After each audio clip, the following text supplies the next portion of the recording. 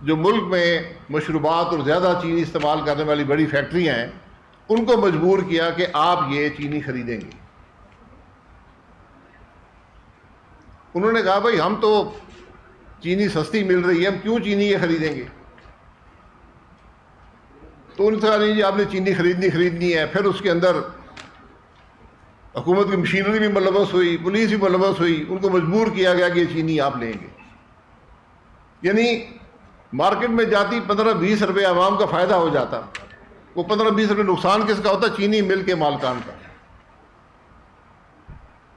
تو درآمد کے اندر بھی چینی مل کے مالکان کا خاص خیال رکھا گیا. اگر آپ نے کچھ کرنا تھا تو چینی مل کے مالکان کو کہتے کہ آپ نے ایکسپورٹ کیا تھا، اب امپورٹ ہو رہی ہے تو آپ یہ لیں اور اس کو بیچیں. تو وہ ریلیف بھی چینی مل کے مالکان کو دیا گیا، پاکستان کے عوام کو نہیں دیا گیا.